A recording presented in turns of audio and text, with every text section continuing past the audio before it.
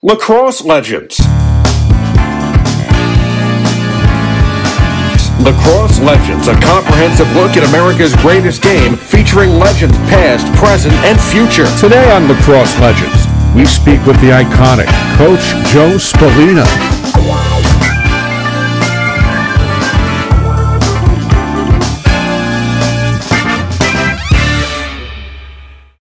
Coach Joe Spallina. The Spallina name is synonymous with lacrosse. Coach Spallina's lacrosse journey started in Rocky Point. From there, Adelphi University, where he was part of 2 national championship teams. He's also coached at Rocky Point, Adelphi, the New York Lizards, and is currently the head coach of the Stony Brook University's women's lacrosse team. While keeping Stony Brook women's lacrosse among the country's top 10, Coach Spallina stays active in many aspects of men's lacrosse, including volunteering his time for off-season workouts. Lacrosse Legends caught up with Coach Spallina on the campus of Stony Brook University inside its indoor athletic training center.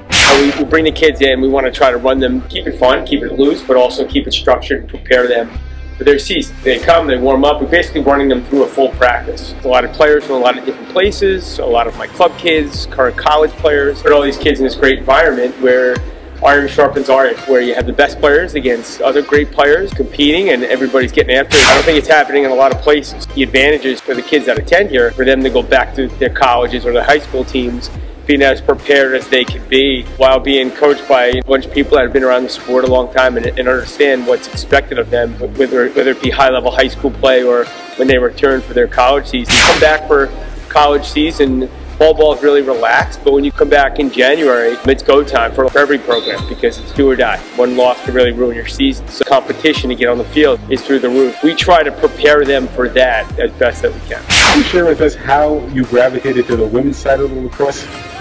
Yeah, it's actually a pretty interesting story. I was a high school physical education teacher at Rocky Point High School for a long time, 14 years. I was the boys varsity assistant coach for 7 years under Mike Buller, who since passed away, but an absolute legend in the sport. One of the most influential people in my life with lacrosse. I was an assistant coach for 7 years. At the time, my athletic director had come to me and said, I need you to take the girls program over. And to be honest with you, I fought it. It was not something that I was really keen on. I always had this vision of being the next boys varsity coach at Rocky Point when Coach Bull had retired. Being an untenured teacher, you do it. Anything I do, I put everything I have into it. So wound up doing really well. We wound up winning a couple county championships in a row, and then from there, my alma mater at Adelphi had called me and said, hey, listen, we'd love for you to take over our program. And I wound up going to Adelphi, and we won 3 national championships. The last national championship, we had won, I think, every game in our season. We won by double digits at Adelphi. And then the opportunity opened up at Stony Brook to be able to coach Division I lacrosse is what's taken me here. And now we have this national program that's a top 5 program in the country. That's why I tell my own kids, be where your feet are. Wherever you are, maximize where you are, but you never really know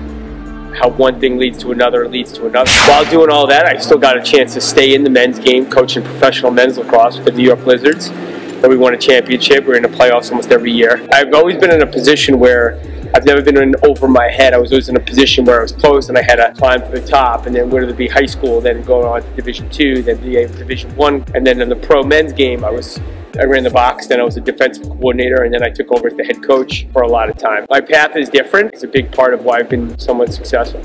Surrounding yourself with good people, number one. Something my parents taught me when I was younger. You are what your crowd is. Show me your friends, I'll show you your future. You've heard that before. It's always stuck with me. When you're out recruiting players, everybody gets so caught up in how a player runs or how they shoot or how they cradle. To me, it's digging a little deeper. It's what kind of teammate they are. There's a lot of great players out there, but the ones that truly battle and are there for their teammates, the ones that love the sport. And to some degree, it's some that come with more questions than answers. There's that desire to get better. I tell my own kids, my older boy is the #1 recruit in the country, and I tell him all the time, you have to be the hardest worker in the room every single time, and if you didn't, that's the one thing you can control. Those are those same kind of qualities I try to instill in my team. It's one of those things where if you care a lot, and you put a lot into it, and you're really doing that extra stuff, and understanding the importance of being a great teammate. A lot of the kids that you recruit here, or with I play on my travel team, they're all great players. In my opinion, it's surrounding their gift, which is the sport, with the foundation, whether it be the hard work, getting their schoolwork in check, so the grades are on point, so that there's no distractions when they touch the field. It allows kids to play free with a chip and really get after it and have a desire to improve, a desire to get better, a desire to be the best player on the field and the hardest worker. I think that's a big part of your job as a coach too, is you got to keep the thing that gravitated these kids to the sport.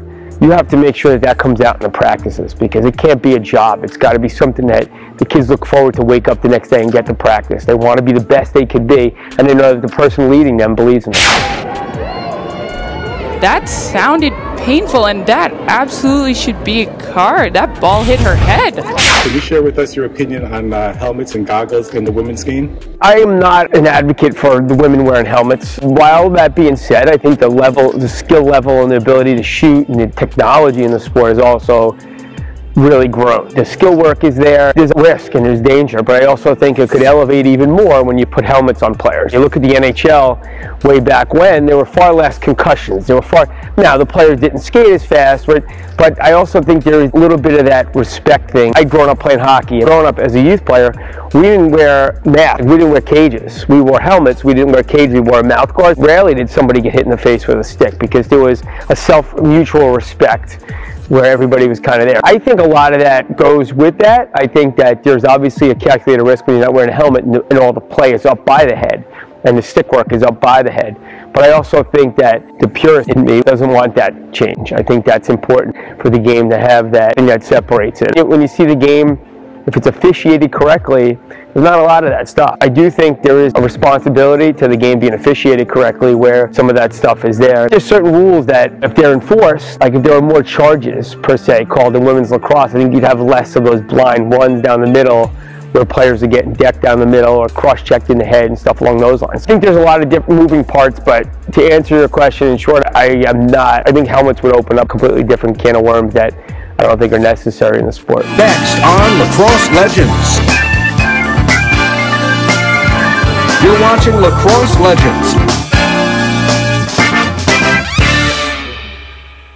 Don't force it. Be smart. Take the ball. You have the green light always, but just go to smart places, right? Yeah. You can beat that girl on the end and to go topside, not there, push forward, right? Relax though. A lot of the things that we've achieved here are things that people told me initially that we would never be able to do. We'd never be able to convince the top players in Long Island to stay home. They all want to go away, and we'd never be able to do it. It's taken us a while to really be able to do that, but there were some certain players through the years that helped get that up and off the ground. We want the local kids. You have a chance as a high school athlete to play top 5 lacrosse, to play in incredible facilities that we have at Stony Brook, to play in a program that has been at the top, one of the winningest programs in the sport the last 5-6 years. Most importantly, when you walk out through the tunnel in Laval Stadium for the most important games of your life, you're going to be able to look up into those stands and see faces that you recognize.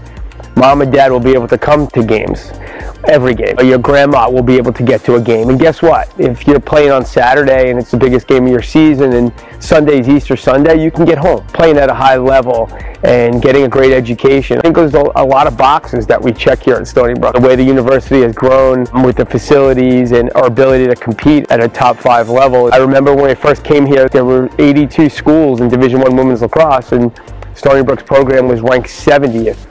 The year before I took over. We knew that we had a lot of work to do really fast. Now, I'm not somebody that is accustomed to losing. We got it going right away. By the second week of our season, we had upset Johns Hopkins at the time. We jumped into the top 15, and we've been in the top 20 ever since. You just got to have a vision. You got to believe in what you're doing. You got to recruit the right athletes, and you got to make sure you hire a staff that believes in the same things you believe in, so they're out recruiting the same players that you feel will do well here and be able to show Long Island kids, show New York kids, show kids from other parts of the country, which now we're starting to get to, that there's something real here and it's something that's built to last. But the core of these workouts are my club teams that we have together throughout the year, and then whether it be kids that graduated from our program and are playing in college, we like to keep a tight core of guys that we know we can trust, because you also don't want to have guys coming in here try to headhunt people.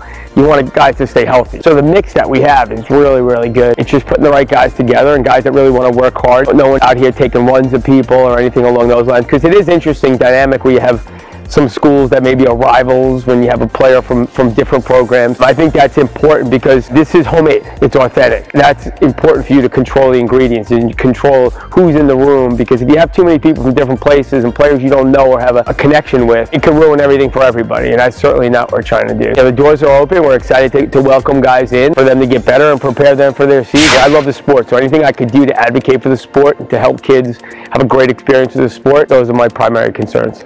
Players that their playing careers are finished, to give back to the sport, whether it be officiating, whether it be really getting involved in coaching. You want to give back. I tell my own kids this all the time. Like, you know, my older boys coach the PAL team. They assist in practices, and it really gives them a sense of appreciation too for their former coaches, but it kind of sets the ground for the sport growing. Everybody talks about growing the game, but the game grows when people give back. Even running these workouts, like, there's nothing in it for me other than to help the sport. Now, I could be sitting on my couch, but for me, I get great joy of watching these kids come here and excel, and then monitoring them as they go through their college seasons or high school seasons and see growth in their game and see an ability and an appreciation from their side back to what we're doing. And hopefully that sets the example. Things that bring you back to where you are and say, you know what, that was an awesome experience. I'd like to do that for somebody. And you pay it forward. That's the biggest thing for me, is setting the example, and hopefully it inspires these young athletes that when their playing careers are finished, that they're able to do some of the same stuff. 2022 is going to be a wild year. I'm pumped. This is an incredible team that we have this upcoming season, so the expectations are what they always are: win a national championship, be in the Final Four. I'm really excited to watch my own children play. I have my son Joey is a senior, my twins Jake and Brett are juniors. My daughter Alexa is on the varsity team as a 9th grader at Mount Sinai. I have my 6-year-old who's playing PAL, and she loves it as well. So he says, you know, you running around, I'll rest when I die. I love that. This is a fun time of the year where I go to game and watch my kids reap the benefits of all their hard work. Getting up early in the morning when everyone else is sleeping, 5 a.m. at the gym, getting themselves better. I think this is a fun time of the year. We want to just keep winning, and I want to make sure I set a good example for my kids, and that foundation will remain strong and firm, and hopefully it'll be a year full of wins. Coach, on behalf of Lacrosse Legends, we want to say thank you very much for inviting us into your home here. It's a great facility. You're a great coach. Your name is legendary throughout the world of lacrosse, and thank you. And I appreciate you guys coming here, and again, anything we could all do to help grow this game and make it better for everybody involved. I mean, that's truly your job as a coach.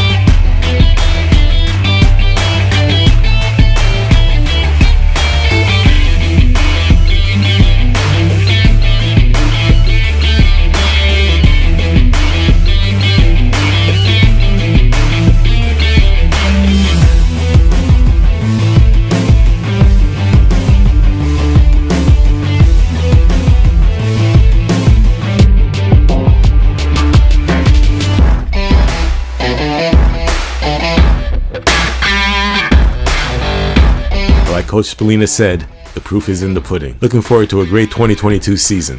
This is Monsanto Muzak for Lacrosse Legends.